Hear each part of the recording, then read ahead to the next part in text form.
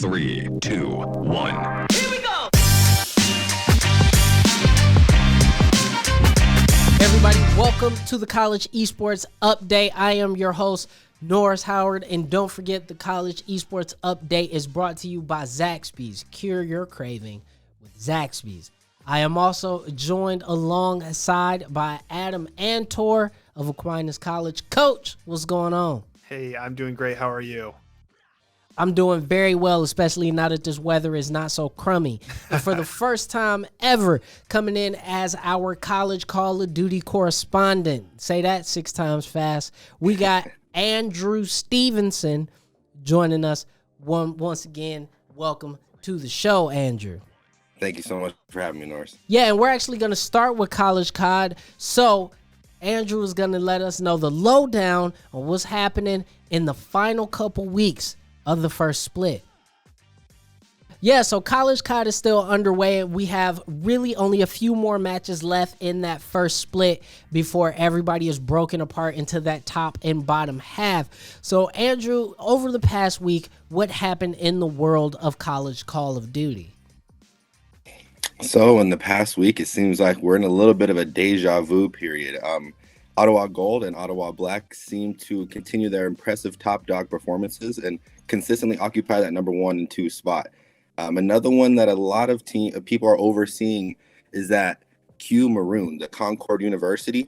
They are actually sitting at number 3 spot for the past 4 weeks. Seems like they're not really showing any improvement because Ottawa is just standing so strong on those 1 and 2 spots. But look out for Concord because last year they were the 2020 runner-up in the CCL, and they are honestly showing great numbers. Their player statistics are out of this world.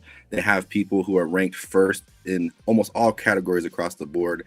So my top 3 obviously are the Ottawa Gold, Ottawa Black, and the Concord University. Other than that, there are some other things going on, like some new boys on the block that I like to say that we are seeing some new additions to the top 25. And that's just going to continuously happen after we start seeing these upsets shock the world. Yeah, and one thing that I definitely want to jump on is the fact that we got LA Tech Red and also North Texas. North Texas is a school that has a lot of great esports programs, but they are coming in at the very, very, very bottom of that top 25 at the 25 spot. They're 8-0 with a map record of 21-4. But they look real good, and they are unfortunately going to come up against UTD Orange, which is one of the best, easily one of the best schools in the nation when it comes to Call of Duty. So I wish North Texas luck in that match, but they are going to have a rough time going up against UT Dallas Orange. Now, I do have a question about Florida State Garnet. Florida State Garnet was in the mix very early on, and they look to be proven very well. But how are they looking right now?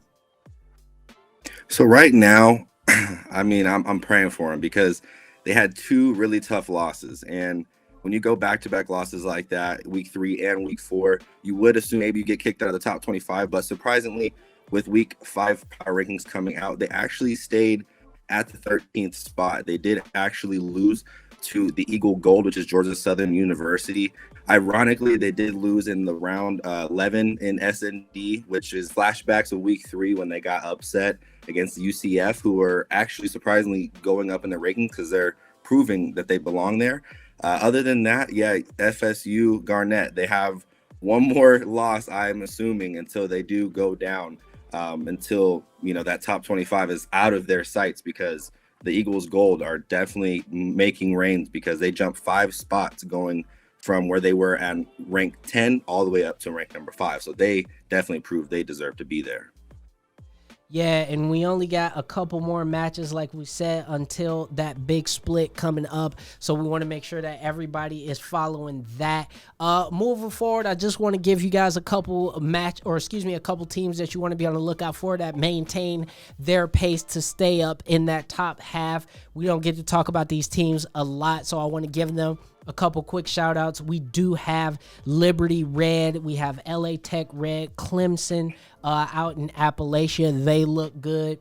CUE Maroon, as we said, is a strong team that probably doesn't get talked about enough that remain strong. Oregon continues a string of good performances. They will remain. But we got a lot of teams on that bubble that maybe some folks expected to be a little bit better. You are going to have teams like Full Sail that are on the cusp in the coastal division A of the coastal region.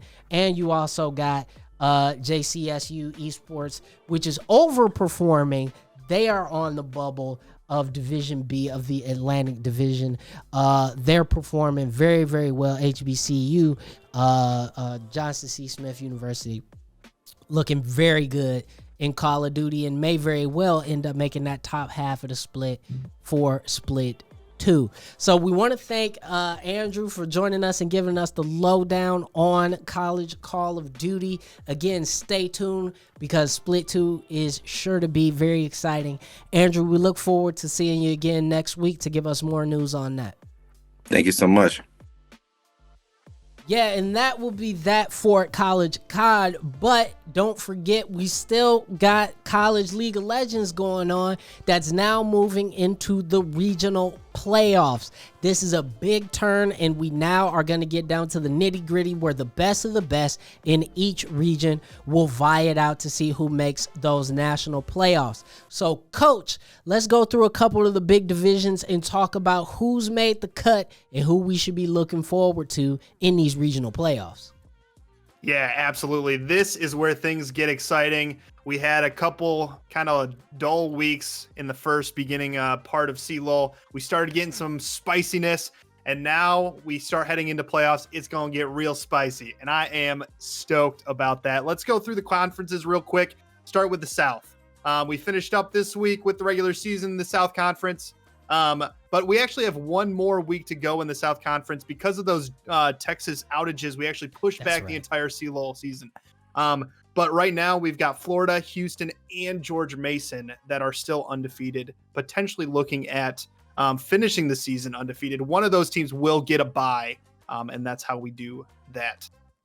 We head over to the West Conference. Arizona State, only team to finish undefeated. They took down UC Riverside.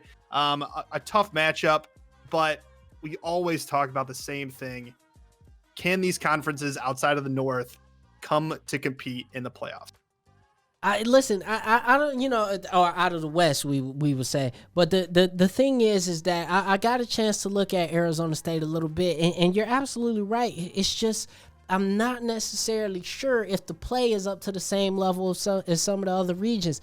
Now, UC Riverside, again, they played them and it was cool, but I just watching the flow of play, it just felt choppy. It didn't feel fluid.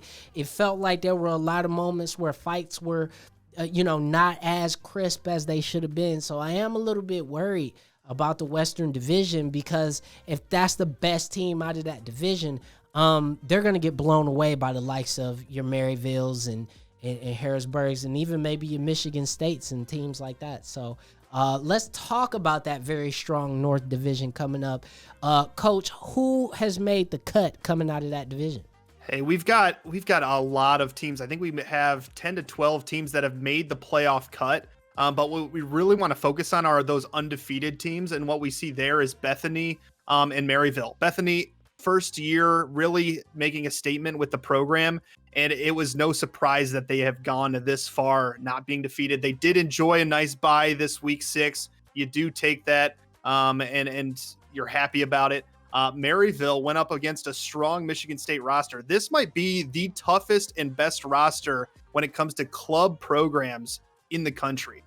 This is a team that is not funded by their university to the extent of Maryville's. They don't have scholarships to give out. They don't have coaches that are on salary. They have a couple alumni and a couple seniors that are really strong when it comes to the tactics that are helping out when it comes to the coaching, but they don't have the full rides. How does a team like Michigan State become so strong and compete against a Maryville and a Bethany? And they did just that. They did fall to Maryville 2-0, but game 2 was a lot closer.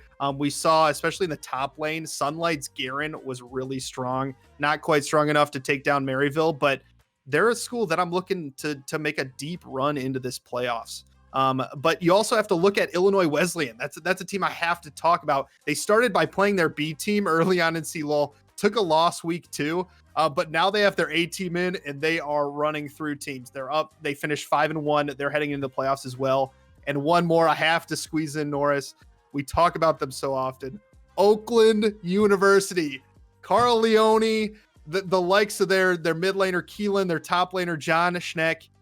We did not expect them to finish in the playoffs. They take out Michigan in a best of 3. They took them 3 games to get there. But Oakland University heading to the playoffs, first year as a program, super excited. Congrats to those guys. But the North Division continues to look really strong.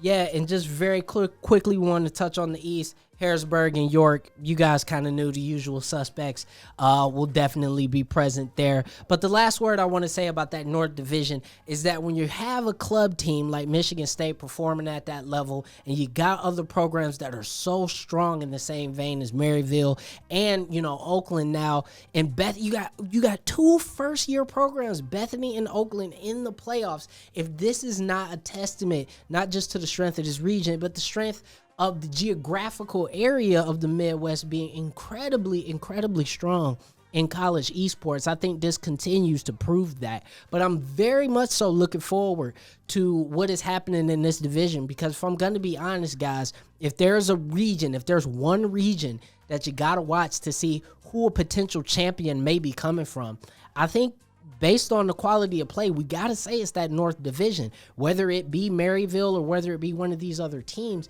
you're going to have to look at this division to say there's a potential champion within that one group already. But I hope we're surprised. I hope when we get to national playoffs that there's a ton of strong teams that we're going to have to contend with. So I want to thank you, number one, Coach, for giving us that detailed breakdown of all those games, and we look forward to seeing you guys return here next week, where we'll be having even more news and some news about collegiate Overwatch, because that's going to be coming back in the month of March as well. So for our correspondent Andrew Stevenson and for the coach Adam Antor, I am your host Norris Howard, and keep on playing, y'all. Keep on playing.